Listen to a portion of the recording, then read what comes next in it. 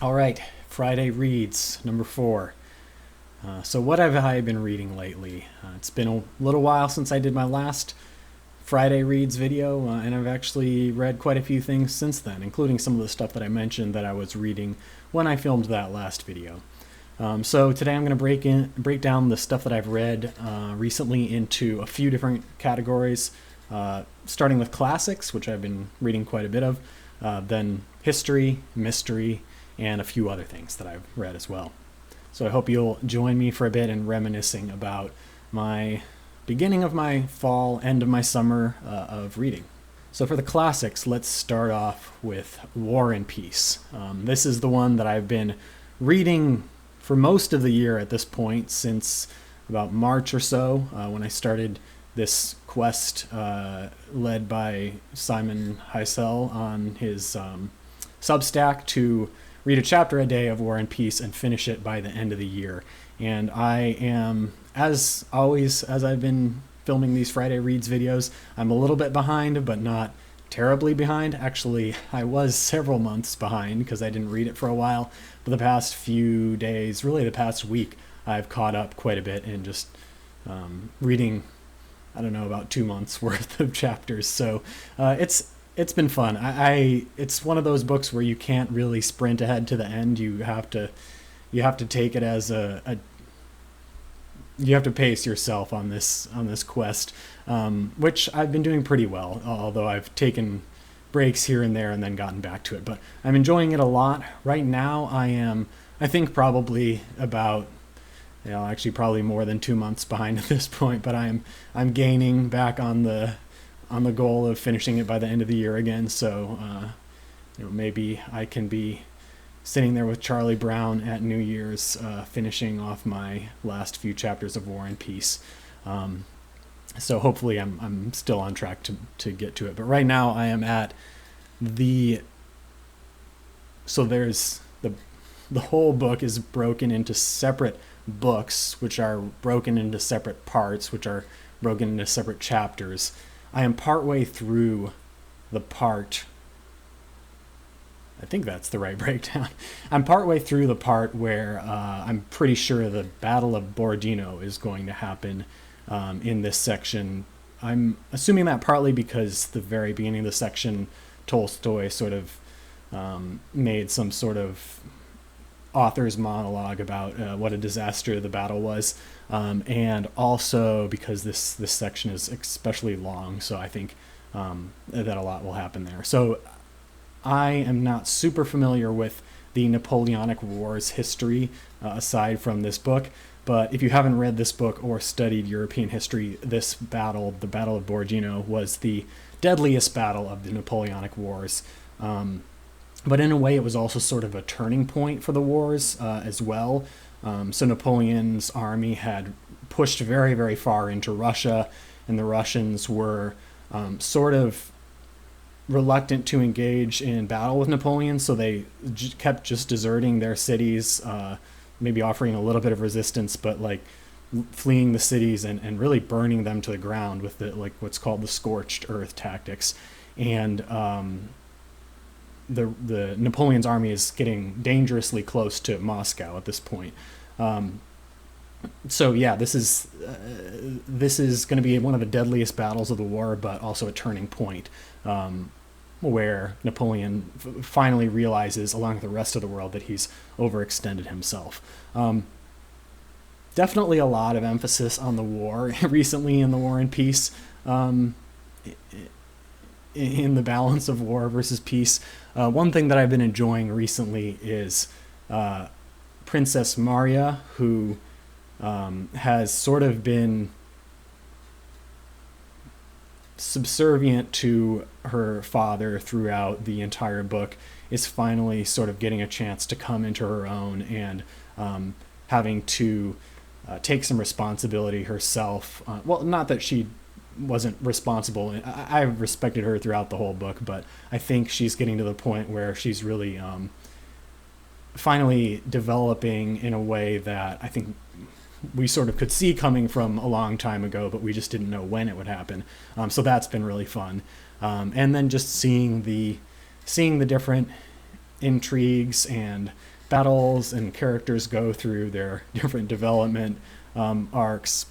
Natasha has been really interesting, all over the place, sort of, but she's still one of my favorite characters, and I'm interested and hopeful to see how things turn out for her.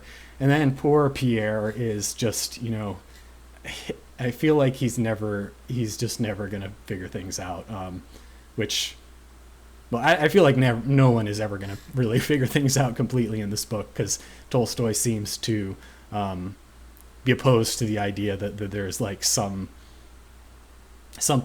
that really can be figured out. Like, he sort of advocates for just, well, we'll see how it all comes down in the end, but I think Pieter in particular, he's so lost, and at one point I thought that maybe he was going to find himself in some way or another, but we'll see. I hope he lives through the battle. Let's just say that. Okay, so that's War and Peace. Definitely enjoying the book. At some point I'll have to collect my thoughts on War and Peace and do a video of some sort just devoted to that, but still got a ways to go. I'm at least over halfway done at this point, though.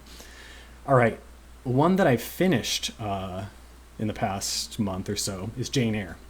I mentioned in my last Friday Reads video that I was reading Jane Eyre. Definitely enjoyed reading it. I'm glad I finally got a chance to read this classic, and definitely after reading the book, read and listened to a lot of people talking about it or writing about it, and just some of the context of this novel. And I think this is a novel that I'm glad I read it at first without really knowing a ton about it. Like, I knew obviously that it was very famous and that well beloved by a lot of people, but I don't think I understood just how highly many people place it on the in their like favorite novel. Like, for a lot of people, this is their favorite novel. I was listening to the Close Reads podcast afterwards, which is a great discussion of the book Jane Eyre, and several of the hosts, well, one of the hosts and one of the guests who they invited on because she's an expert with Jane Eyre, actually like wrote a commentary to a new edition of the book. They were talking about how this, I think for one of them, Heidi, it was her favorite book of like ever, and she said, I don't know if this is an exaggeration, but she said she'd read it like 20 times. So I guess a lot of people really do absolutely love this book. And I can see how it's a book that, especially, like, you want to read it the first time and not know exactly where it's going to go and experience a little bit of that surprise, but also knowing where everything goes would give you a new perspective and new things to think about. Like, there's so many things that are said by Edward Rochester to Jane or kind of to himself in the middle of the book, that once you understand what you know by the end of the book, they make a lot more sense, and they, I mean, they're still pretty cryptic, like in the context that he says them, but they make a little bit more sense, and just start to teach you a little bit more about who these characters are. For me, I'd say it definitely is not one of my favorite books that I've ever read. I'm very glad that I read it, and I really enjoyed it. I would consider going back and reading it again. I think the character development was, for me, my favorite part, and the way that I understand that in some ways the characters can be, you could criticize them as being a little bit unrealistic at times, or some of the plot developments also could be a little bit unrealistic, but in general, like, the decisions that they make, and Jane's just trying to understand who she is and basically assert herself as who she is, and not exert some, obviously who she is a little bit of a flexible thing to begin with, but she struggles to actually have control over who she is, as opposed to just letting all the people around her in her life who have a lot of power and more power than she does in most cases. She struggles to avoid letting them kind of decide who it is that she's going to be, and letting society decide who it is that she's going to be. And I think that theme is so interesting, and the way that Jane deals with it as a character is really interesting and endearing. Like, Jane is such a fun character and inspiring character to follow along with. I also really liked meeting St. John at the end of the book, or towards the end of the book. Her basically, when she runs away and goes and is welcomed into this other home with a man named St. John, and gives her a job working at a local school, and basically gives her an opportunity to like not be poor and starve. But anyway, I guess I'm being a little bit cautious just to not give away anything, even though I think many people have read Jane Eyre already, so they know how it all goes. But I just think he's such an interesting character, and I really like how Jane admires him while also resisting him. Like, I think it shows so much about his character, who I do admire, even though he makes different decisions and has different priorities in life than Jane or Mr. Rochester.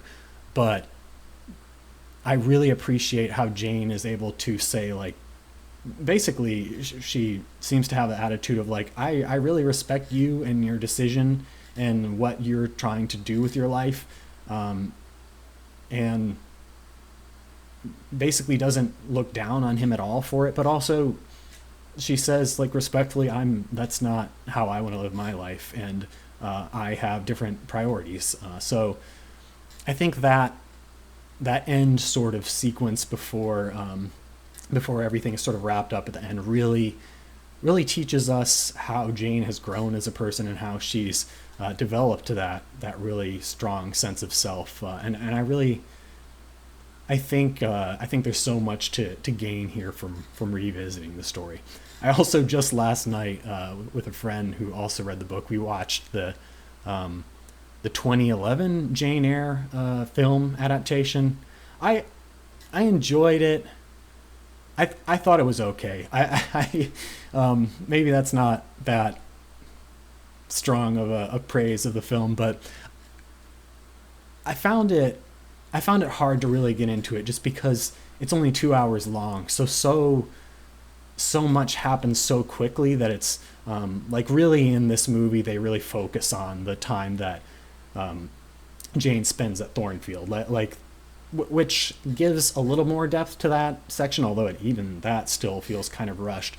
But I don't know if it's like the movie left me questioning, is it even possible to do Jane Eyre in 2 hours? Like, is that really enough time, or do you have to actually have like a full sort of mini series or something like that to really make it work? So maybe I'll watch one of the other adaptations at some point. But yeah, definitely have enjoyed my time with Jane Eyre. I think the part of it that appeals to a lot of people that just, at least at this point for me, didn't grab me quite as much is there's this whole like gothic imagery and romanticism to it that I think is powerful and well done, but it didn't really sweep me in as much as, maybe at a certain time it would, but I didn't find that quite as it didn't immerse me quite as much as, say, the character development and just getting to know Jane and the other characters did. All right, other classics that I'm working on. Farewell to Arms by Ernest Hemingway. I mentioned this one last time too. I read Old Man and the Sea last year, and then earlier this year in the summer I read The Sun Also Rises. Yes, and I enjoyed both of them. The Sun Also Rises I especially enjoyed. Farewell to Arms, I'm almost done with it. I actually would be done at this point, except that I ran out of like listening hours on my Spotify account, so I have to wait like 7 more days before I can listen to the last hour or something. I like Farewell to Arms. I think I still have to wait to sort of, like, it's still sinking in for me, especially since I haven't finished it. Farewell to Arms focuses more on the I mean, it focuses specifically on the war experience, whereas The Sun Also Rises focuses on the aftermath of the war experience and how it affects Americans living in Europe at the time.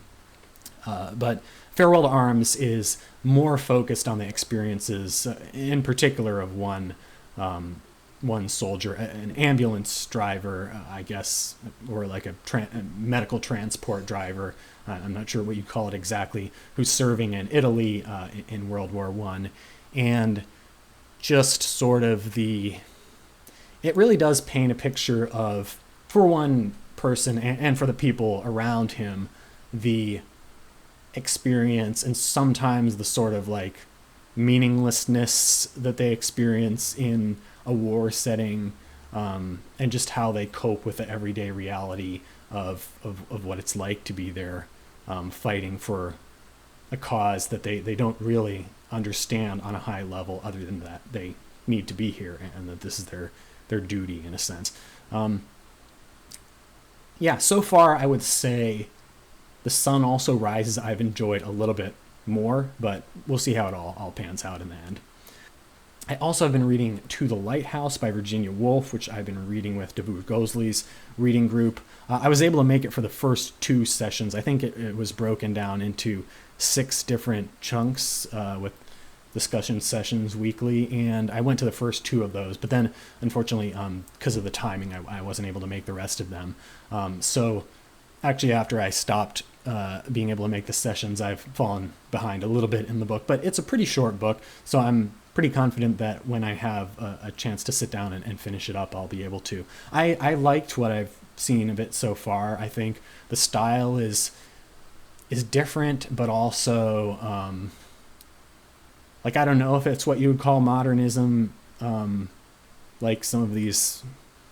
I don't know what modernism is. I've talked about before my not knowing what it is exactly, but whatever it is, I don't know. I've heard like stream of consciousness. I think one thing that came away from our discussion is maybe it's a little bit of a distraction to think about like, how are we going to classify this writing, but just the way that the narrator, or whether it's Virginia Woolf or the narrative presence, like moves around from character to character and sort of illuminates different perspectives of how a character views themselves, how they're viewed by other people around them, how the environment around them is viewed by all of them.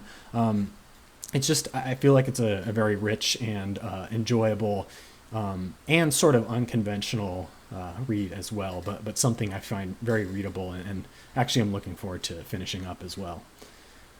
And then Mansfield Park. I've started my last unread Jane Austen novel, which is going to be Mansfield Park. It's a little bit one of the longer Jane Austen novels, and I've only read a few chapters so far. Also reading this one because a friend is reading at the same time, so it feels like a good opportunity to read along and discuss. But yeah, I've always enjoyed Jane Austen's works. Even my least favorite of them are very good. I don't even know which one is my least favorite because I've enjoyed all of them so much. So having high hopes for Mansfield Park as well, even though it's maybe one of the lesser known. I don't know. Jane Austen's works are all pretty well known, but it's not one of the well known favorites like Pride and Prejudice. So those are the classics that I've been working on recently or finishing up. What about history books? Moving on to the next genre, sort of. I read a book about a month or 2 ago called Hitler's Austria, Popular Sentiment in the Nazi Era by Evan Burr Bukey, which it was sort of a follow-up to my Rise and Fall of the Third Reich by William Shirer, which I've now done a full, long review of on my channel. This book focuses specifically, so it was published, I don't know the exact year off the top of my head, but it was around the year 2000, I think. So let's say 50 years or so after the end of the war, a little bit longer than 50, maybe 60 years after the war had ended. And basically it challenges, I'm not sure how it fits in exactly with the scholarly research of the time, but it explores how Nazi sentiments and Nazi platform was received in Austria at the time. So Austria during World War II was pretty early on in the process, before war really even erupted, in what was called the Anschluss, or like the annexation of Austria. Austria basically fell under Nazi control and became part of the greater Germany, the greater German Reich. And what this author is doing here, what Evan Burr Bukey is doing in this book, is looking at what were the sentiments of the people, what different attitudes did people have at the time. And he's in particular challenging the notion that that Austria was purely a victim of Hitler's aggression during World War II. Not that there were not people in Austria that were victims. You had a lot of Jewish people living in Austria who were, as we see in this book, subject to a lot of violence and really these pogroms that were just pretty awful in terms of how they target the masses, like rose up and targeted the Jewish people living among them. But even beyond that, the people who had to go through this war, there was a lot of death from people who became soldiers and fought on the side of the Axis powers. There was a lot of destruction there. And Evan Burr Bukey is sort of trying to... Obviously, war is devastating for everyone involved in some way or another, but he's trying to push back against the early claims, as I understand, after the war, that Austrians were completely a victim of the Hitler's regime. And he's proposing instead that actually Nazi sentiment was, among many groups in Austria, it was very popular, that Austrians actually...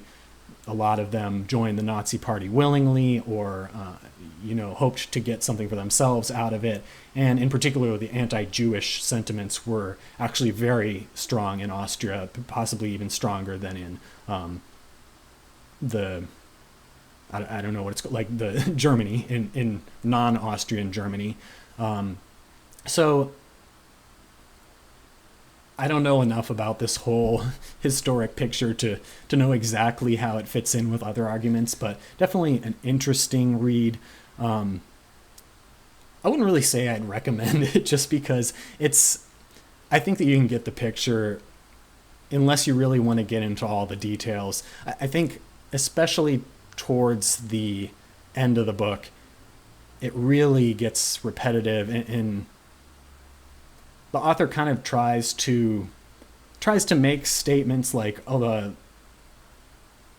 Austrians were, or tries to make sweeping statements about the Austrians, but then like backs off from making them sweeping statements and says, oh, obviously there were exceptions. And it sort of turns into this like almost formulaic, like, oh, there were people who thought this, but obviously there were exceptions. And there were people who thought this, but obviously there were exceptions. And then for the whole like last third of the book or so, it gets into this process of like, oh, people were really sick of the war, but then Hitler gave a speech and then they were really excited, and then people got sick of it again, and then Hitler gave another speech and they were really excited again. And it started to feel like this may be the way that it actually happened, but it delves a little bit more into the details than I felt like I really needed in order to get the picture of what the author's talking about, which is who are the important players here. What are the sentiments in different areas of Austria, and how does that shape how we view the whole situation from a historical perspective? And I don't think that this should have any impact on how we view, like any real impact on like how Austrians today are viewed, or this is a historic. These are historic developments, and they still have consequences today, but also, we need to think about how we can build a better society in the the world that we're living in today. So I don't think the author's goal either is to like foster grudges against or point fingers at the people of today, saying like, oh, you were actually at fault, or you were actually at fault, but just to develop a better historical understanding so that we can all learn from knowing that we all could have been in that same situation as Austrians, and fallen into the same traps and prejudices that those everyday people in Austria fell into. Okay, talked a little bit longer about that one than I think really I needed to. I've just started listening again to The Habsburg Empire, A New History by Pieter M. Judson. So I've been trying to learn a little bit about the Habsburg Empire as well. I don't know a whole lot about the history of the Habsburgs, who ruled over Austria, over Greater Austria, ruled over an empire that was really a conglomeration of multiple different entities, political entities, Hungary, Austria. I can't even talk that much about it right now because I really just don't have a great understanding of it. In this book, Pieter M. Judson, I don't think, we'll see how it goes. I'm not sure how much I'm going to learn about the whole broader historical context and the developments that were happening in Europe at the time. It seems like what Pieter M. Judson's goal is, which is clear from the start of this book, is to look at the Habsburg Empire in a new way that treats the empire itself as like the central unit of focus, rather than focusing on individual entities within that empire, whether it's the main Austria or Hungary or other subjects of the Habsburg Empire. And the author really wants to focus on how this empire, in contrast with like the modern ideas of a nation or ethnic nations or geographical nations, that some of which were also developing or existed already. The author's trying to look at how the empire itself enforced some kind of structure that that gave people some sort of identity as part of the Austrian Empire, as opposed to just Germans or Hungarians or Czechs or whatever ethnicity or nationality or whatever group they belonged to. I feel like I'm rambling about this because I'm so poorly informed about the actual history behind it, but hoping to learn some from this. At the very least, I think I'll learn about some of the important rulers of the Habsburgs, and maybe I'll do a video when I'm finished with that to see if let you know if I'd recommend it for learning more about this historical empire. All right. Moving on to mystery, there is one mystery book that I've read in the past few months, which is the next Miss Marple book that I have in my sequence. I actually haven't read too many of the Miss Marple novels by Agatha Christie, but the last one I read was 2 years ago, The Moving Finger, which I actually enjoyed that one quite a bit. But for some reason, not for some reason, I've been focusing more on the Poirot novels and really wrapping them all up, which I have done now. So it felt like it was time to get back to Miss Marple. So I took on the fourth Miss Marple novel, A Murder is Announced. And I'm definitely going to do a video on that one itself at some point. A Murder is Announced, I think, is one of the more famous Miss Marple novels, which I'll talk about in the dedicated video why I think that is. I liked A Murder is Announced. I don't think it was my favorite Miss Marple novel, for reasons that, well, for one thing, it's pretty long. I think it was about 9 hours. I listened to it as an audiobook, and it is interesting. Like, the characters are fun to meet and follow along with, but not like super interesting. I don't know. I think I think I realized from A Murder is Announced that I think it stands as a great example of this sort of cozy mystery genre, which Miss Marple is often recognized as, where you have this village of people gossiping with one another, and then there's murder that takes place, and the old spinster Miss Marple comes out and tries to and does ferret out what's actually happening by a mixture of kind of spying shamelessly and actually just talking with people and getting a sense of what's going on. I think it's just not as much of my style as opposed to the Poirot novels, but I can see why, if you like that sort of the cozy mystery genre, this would be a great example of it. So looking forward to doing a dedicated review on that one. All right, a couple other things that I've been reading. One of those was Sally Rooney's new novel, Intermezzo, which maybe is a little bit of a surprise that I read it, because on either my last Friday Reads video or the one before that, I talked about her novel, Beautiful World, Where Are You? The previous novel before this one, and I didn't really like that one very much. I like her style, or definitely aspects of her style, but I felt like it just got to be monotonous after a while. I thought in Beautiful World, Where Are You? The fact that one of the characters was a writer and like sort of a stand-in for Rooney and was like writing these essays that, first of all, felt sort of out of place in the book, but also like had this weird question mark of like, is this essay supposed to be by Rooney? Is it supposed to be by her character? But also, like, I'm not really that interested in what the answer is. It's just kind of distracting.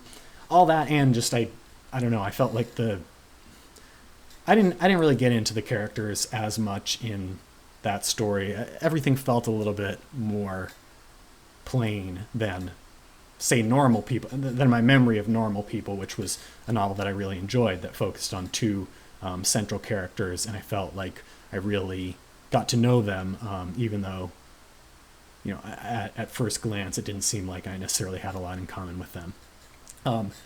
Intermezzo, I thought was great. I sort of just bought it on a whim. Like I bought the physical copy of the book at the bookstore when I saw it standing there, because I was like, oh, this is the new one, and for some reason, I don't know, maybe like the gimmick, or I shouldn't call it the gimmick, maybe the what is it called? The central, like, oh, this one's about a man who's a chess player and his brother who's like a lawyer. It was just, maybe that just intrigued me. Like, not that that's very interesting or specific in itself, but I think it just intrigued me, like, oh, okay, so it's not going to be the exact same character that we saw in the last book. And also, we get to meet other characters as well, that I think the characters that we meet in this book really are different. Like, they espouse a lot of the same underlying sentiments that sort of give Rooney her like reputation as a spokesperson of the millennials, that I can relate with to some extent as well. So they have sort of that same underlying millennial angst that you see in all of Rooney's novels that I've read, but they really are all quite different, I think, from the characters we've read from her so far. I also just thought, like, in terms of the structure of the novel, in terms of the way that it deals with its themes, I thought it's hard for me to compare it to Normal People because it's been at least 5 years since I read that. I would say I enjoyed it better than Normal People. Not sure if that's because I'm just a different person than I was when I read Normal People, or if it actually is better, but even just the style, there's two main narrative characters, and they feel, in the way that they process the world and think about the world, they do feel like two very different characters. And part of the like drama or the tension in this novel, I mean, we get to see these two brothers we see their relationship with other characters, with women and friends who are in their lives, which is a common feature of Rooney's novels. But we also see their relationship with one another, which, as brothers, has sort of a new punch to it that is a little bit different than, I think, than any of the other relationships that we've seen. I never read Conversations with Friends, but I've read Rooney's other novels, and this feels new to me as well. And I thought it was also fitting that I read this book. I read this very quickly. I think it took me like 3 days to finish it. 3 days of reading. I think it was like a week total, but I read this book sort of as an intermezzo, so to speak, in my reading of Jane Eyre. Just kind of like picked up the physical book, honestly sat in cafes and like would read for 3 hours at a time. I was just so immersed in the book, and really was quite easy for me to get through, and I enjoyed it a lot. I think I'll do a video on that one at some point as well if I have the time, because I think there's a lot to talk about there, and it really was interesting. It was a lot of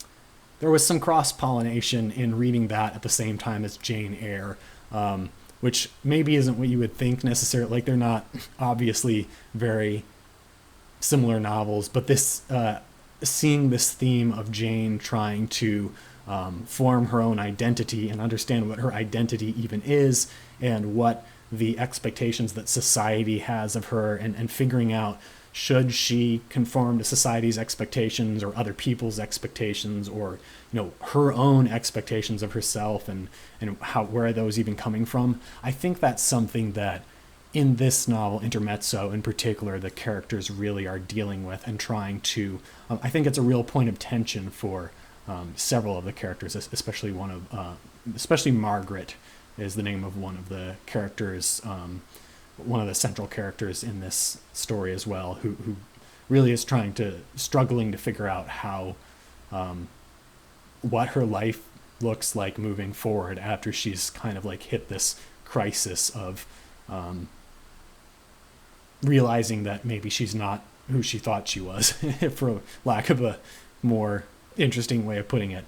All right, one other book that I read in the last however long, month or two, is Jean-François Lyotard's Why Philosophize, which I also read with Davood's reading group. This is a fairly short collection of lectures by Lyotard that he gave, I think, rather early in his life and career to university students, although I felt that it feels very high level for undergrad university students or whoever he was talking to. But Lyotard explores the question of why philosophize, and sort of I actually really enjoyed this, despite my sort of skepticism at times of some of these like post-structuralist thinkers that we've been looking at in Davood's reading group.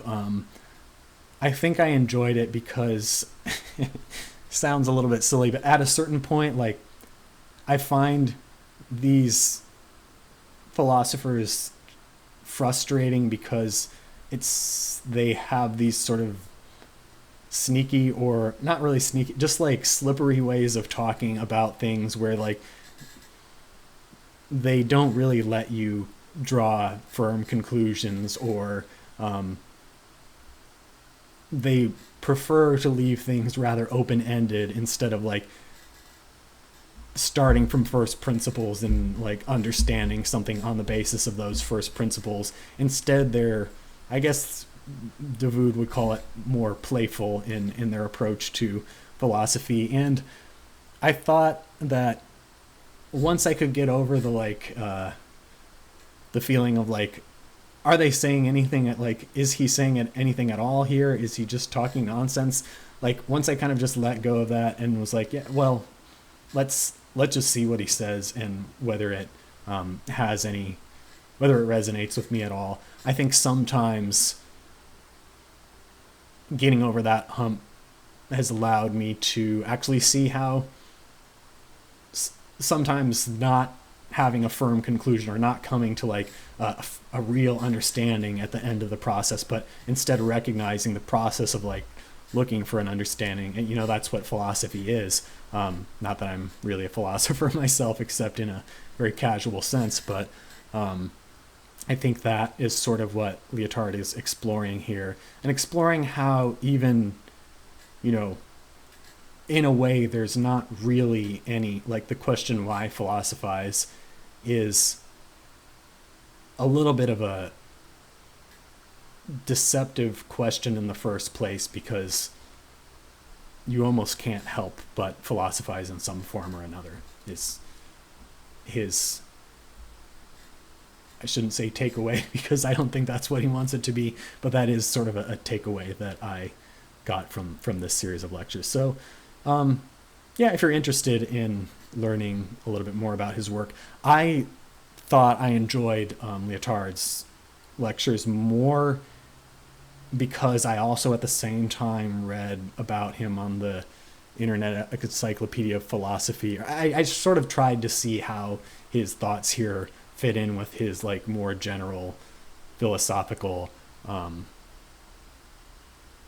explorations and like his work over the course of his lifetime, and I think I came out with not necessarily an understanding of everything that he's going for, but a respect for him and for his project, Jean-François Lyotard, if you're interested in exploring. All right, so that is a wrap for October's Friday reads, and I hope that you're finding some good stuff to read as well. I know fall is, for a lot of people, maybe not so much where I live in California, because there isn't really a whole lot of autumn leaves or anything like that. But for a lot of people, it also, with Halloween coming up, people like to read a particular sort of feel in what they're reading. So I'm curious what everyone else is reading for the fall, and if last year I think I read Halloween Party by Agatha Christie, which interestingly is not really very much of a fall book. But nevertheless, it seems like it could be. So let me know what you're reading, and I'm looking forward to sharing some other videos focusing on specific books that I've been reading. So until next time, happy reading.